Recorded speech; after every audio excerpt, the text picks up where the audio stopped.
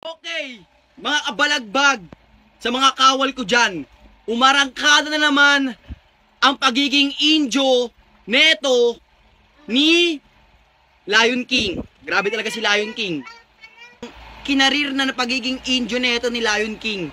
Okay, panoorin natin yung bago niyang kahangalan na ginawa. Grabe na to ya. Grabe ka na ya, ha? Buhay ng babae na walang lalaki. Hindi naman yung business True. Kasi kaya rin naman namin gawin yung mga kayang gawin ng mga lalaki. Katulad na Kaya ko din bumili ng bata. Tinanong tong sila ate kung kailangan daw ba nila ng lalaki para mabuhay. Karamihan ang sagot ay hindi. Which is tama. Totoo. Anong tama? Babae kayang mabuhay nang walang lalaki? Hindi ako makapaniwala dyan, ha? Pero sige, hayaan sila, babae sila eh. Opinion nila yon kasi babae sila. Sila, babae. Babae sila eh.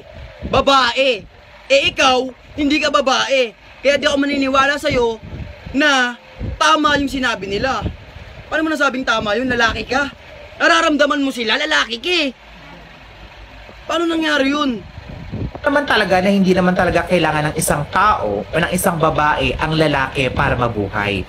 Kasi kung iisipin natin, wala naman yung lalaki sa basic needs ng isang tao para mabuhay. Ba't tao? Babae usapan, di ba?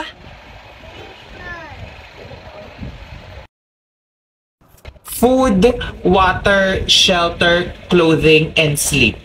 5 lang ho yun, wala ho dun yung salitang lalaki. Tsaka ko kayong tatanungin, sa dalawang aspeto lang naman talaga kailangan nyo. Kung ikaw tatanungin, bakit ka tatanungin? Kung ikaw tatanungin, bakit ka tatanungin? Sige, sagutin mo. Kung ikaw ang tatanungin ng mga babae, bakit ka tatanungin? Ha? Bakit ka tatanungin? Lalaki ka. Pare, naliligaw ka. Tito Mars, naliligaw ka. Nakakalimutan mo na lalaki ka din at hindi ka babae. Hindi ako makapaniwala sa iyo paano mo nararamdaman yung sinasabi nila eh. Sa kanila opinion nila yon. Kasi sila, babae sila. Eh ikaw lalaki ka eh. 'Di ba? Balbas sarado ka na bakla. 'Di ba? Lalaki ka. Kahit sabihin mong bakla ka, lalaki ka pa rin. Okay? Dito ka sa amin. Nasa linya ka namin. Okay? Kagrupo ka namin. Lalaki ka, boy. Huwag kang Ay! Hindi kasi beauty ha, sa Beauty and the Beast. Ikaw si Beast. Okay? Kung ano-ano na lang eh, ha? Ay, Mga lalaki sa mundo. Physical, tsaka sexual. Physical, kasi meron naman talagang mga limitasyon yung mga kababaihan sa mga pagbubuhat ng mga bagay-bagay, pagko-construction. O, tapos sasabihin nyo. Diba? Sabihin nyo na ano? Sasabihin nila na kaya nilang mabuhay kahit walang lalaki. Okay? Hindi mo ba alam yung mga lalaki, ang laki-laki ng role niyan, grabe yung role niyan, malaki yung role na ginagampanan ng mga lalaki sa society. Di mo ba alam yun? Kasi hindi ka nagpapakalalaki. Magpakalalaki ka para maunawaan mo. Okay, para maunawaan mo, Tito Mars, para maunawaan mo. Ha? Na hindi nila kayang mabuhay na walang lalaki sa mundo. Alam mo kung bakit? Kasi malaking parte at malaking role yung ginagampanan ng mga lalaki. Okay? Kung ikaw hindi ka nagpapakalalaki, umpisahan mo na magpakalalaki. Okay, total may balbas ka na rin naman, umpisahan mo na magpakalalaki. Okay. Pag-aayos ng bahay, ng kisame, O ng diba? Ikaw na rin banyo. nagsasabi. Ikaw na rin nagsasabi, di ba? Patingin mo kung walang lalaki sa mundo. Buhay ka kaya ngayon? Ha? Paano yung tatay mo? Lalaki rin yun. Diba? Kung since na lang ikaw, buhay ka rin kaya? Diba? Kasi lalaki ka eh. Nakalimutan mo ata eh. Kahit sabihin mong bakla ka, lalaki ka pa rin. May bayag ka pa din. So negro, yung mga ganong klaseng bagay, ngayon, hindi kayang gawin niya ng mga babae. Kaya yung mga lalaki yung gumagawa ng ganyan. Tapos syempre, yung sa sexual, kailangan din naman kahit papano ng babae, paminsan-minsan yung init ng isang lalaki. Pero yung sasabihin nyo na kailangan talaga ng mga kababaihan yung lalaki para mabuhay, hindi eh. Hindi, kasi sinabi mo na nga eh. Anong hindi? Sinabi mo na. Diba? Nanggaling na sa'yo, sa bunganga mo na nagsabi. Diba? Bunganga mo na nagsabi. Galing sa balbas sarado mong bibig. Diba? Sa'yo na nanggaling. Ha? Ang kulit mo rin eh. Ha? Thanos, paki-stop mo nga tong tao na to. Kulit na ito eh. Diba? Hindi mo maintindihan? Yung sarili mo na nagsasabi. Diba? Tapos nilalang mo lang yun. Yung ganon. Yung mga ginagampanan ng lalaki. Palibasa kasi, hindi ka nagpapakalalaki. Okay? Magpakalalaki ka, subukan mo lang, Tito Mars. Okay? Total, meron ka na rin namang balbas. Okay? Subukan mo na. Diba? O kaya kung hindi mo masubukan naman, okay? Dahil hindi mo masubukan, dahil ganyan ka eh. Okay, sige. Hindi mo masubukan. Okay, diba? Tignan mo na lang. Okay, panoorin mo na lang kung ano yung ginagampanan ng mga lalaki sa society. Okay? Gets mo ba ako? Gets mo? Hindi mo ako mag-gets? O talagang sadyang low IQ ka lang? Tanong ko lang. Sige, tuloy Tignan ninyo. tayo. Sabihin natin na hindi talaga nag-exist yung mga kalalakihan. Kung hindi nag-exist yung mga kalalakihan sa mundo, okay, wala na rin ako doon. Pero wala ka, wala yung papa mo, at siguro, bagsak na yung mundo. Alam mo kung bakit? Alam mo kung bakit? Alam mo kung bakit bagsak yung mundo pag walang mga lalaki? Ha? Dahil unang-una sa lahat, lalaki yung mga gumagawa ng malalaking gampanin sa mundo. Okay? Yun yung sinasabi ko, yun yung point ko na magpakalalaki ka. Kung ayaw mo man din, na hindi mo magawa, sige, I respect that. Basta, tignan mo na lang kung ano yung ginagampanan ng mga kalalakihan. Okay? Sorry kung sinisigawan kita, pero kailangan kita sigawan. Para matauhan ka at magising kang tulog ka. Sa mundo, walang lalaki. Ang ibig sabihin niyan, yung mga kababaihan, matututo silang gumawa ng paraan. Matututo? Paano? Alam mo ba kung anong unang ginawa ng ano? Ang unang ginawa sa mundo? Anong unang pinatira ng may kapal sa mundo? Lalaki. Lalaki ang unang dumating sa mundo. Ha? Okay? Sunod lang yung babae. Alam mo kung bakit? Nabuburyo yung lalaki.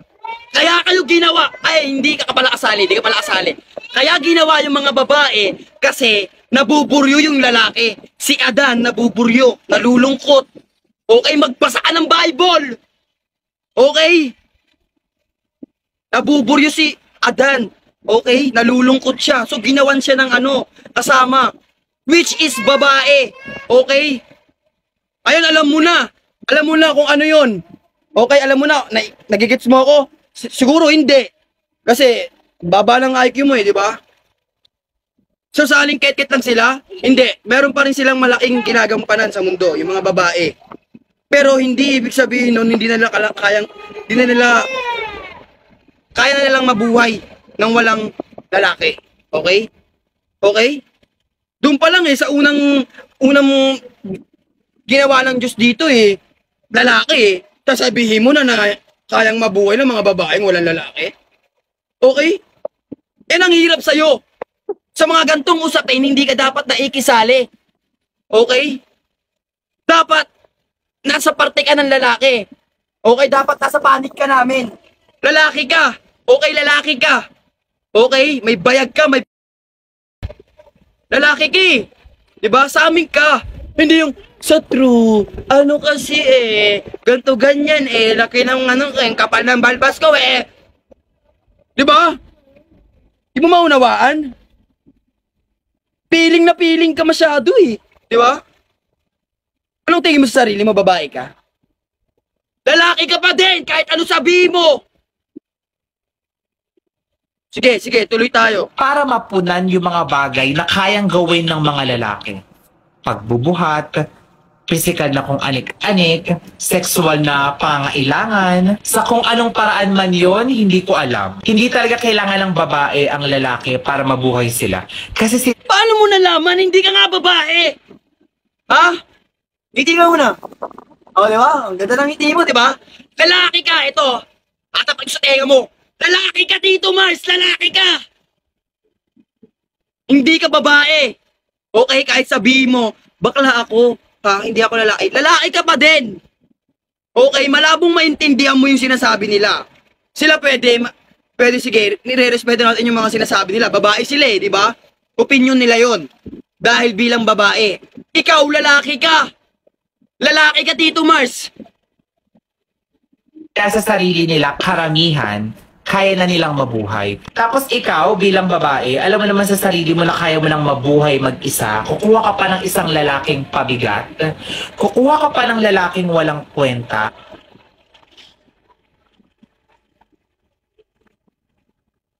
Ito, Mars, nalulungkot ako sa nangyayari sa'yo. Kung may pinagdadaanan ka man, pwede kang mag-open. Pwede kang mag-open sa akin. Okay? Mag-open ka sa akin para pag-usapan natin yung pinagdadaanan mo. Hindi yung pinagkakalat mo pa sa social media kung anong dapat. Dito, Mars, kung anong wala sa'yo, kung ano yung hindi mo maabot, at kung ano man yung hinanakit mo, wag mo nang idama yung mga babae. Okay? Yung mga nasasabi mo na yun, hinanakit mo yan eh. Diba? Wala eh. Diba? Ayusin mo yung galaw mo. Ayusin mo yung galaw mo, Tito Mars. Lutong-luto ka na, oh. Tignan mo, lutong-luto ka na. Lutong-luto ka na, Tito Mars. Kukuha ka pa ng isang lalaking walang maitutulong sa buhay mo. Huwag kang tanga, ate. Kaya mong mabuhay Kung meron man ditong TINGA, ikaw yun! Okay? Sila, magagawa pa naming mga lalaki na irespeto yung opinion ng mga babae. Okay? Yung mga opinion nila. Magagawa pa naming irespeto yun. Pero ikaw, na opinion mo, hindi malaman sa'yo kung nasaan kang panig. Okay? Lalaki ka. Okay? Nasa panig ka namin dapat. Kaya wala sa'yong walang respeto sa opinion mo dahil hindi ka malaman kung taga-saan ka pa. isa, hindi mo kailangan ng lalaki. Alam mo, Tito Mars, wala na akong masabi sa mga pinagsasabi ko o ano mo. Grabe yung pagiging low IQ mo. Proud na proud ka pa. Kung sa'yo. Tito Mars, para mabalance yung mundo, kailangan ng lalaki. Okay? Hindi mababalance yung mundo pag walang lalaki. Okay?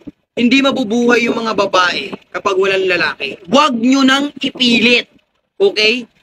Huwag kayong magmarunong. Okay? Huwag kayong magmarunong sa Diyos. Okay? Ginawa ng Diyos ang lalaki. Ginawa ng Diyos ang babae para mabalance ang mundo. Okay?